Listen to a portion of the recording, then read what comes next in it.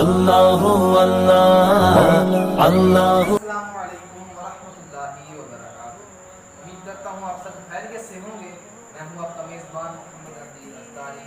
چلیے سٹارٹ کر لیتے ہیں آج کی ویڈیو۔ کہتی ہے یہ پھولوں کی ردا، اللہ اللہ کہتی ہے یہ پھولوں۔ آج میں آپ کو بتاتا ہوں انار۔ انار ایک قدیم ترین پھل ہے۔ یہ 3 طرح کا ہوتا ہے، میٹھا، کھٹا اور کھٹا میٹھا۔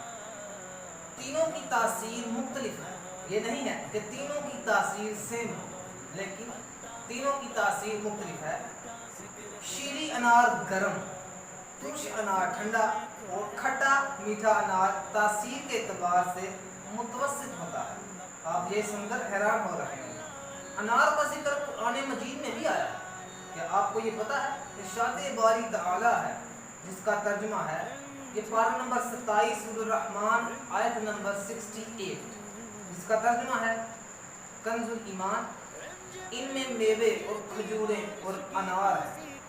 انار کے متعلق نبی کریم صلی اللہ علیہ وآلہ وسلم نے ارشاد فرمایا، ایسا کوئی انار نہیں جس میں جنتی اناروں کا دانہ شامل نہ ہو۔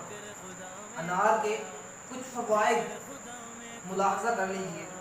انار میں vitamin A, B, C, calcium, sodium, iron, phosphorus, sulphur, فولاد، ہائیڈروکلورک ایسڈ کے اجزاء وافر مقدار میں پائے جاتے ہیں۔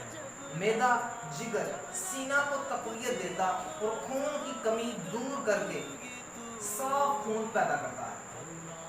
انار بلڈ پریشر، ٹائیفائڈ، یرقان، تلی کے امراض، بھوک میں کمی، بواسیر اور ہڈیوں کے درد کے لیے مفید ادویاتی اور قدرتی غذا ہے۔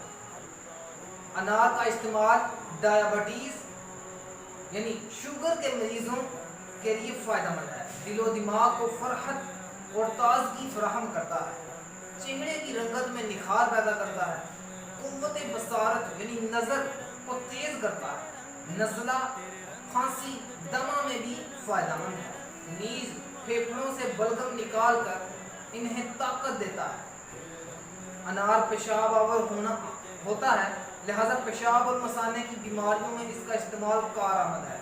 مختلف امراض کے بعد ہونے والی کمزوری کو دور کرتا ہے، دانتوں اور مسوڑوں کی مضبوط کرتا ہے۔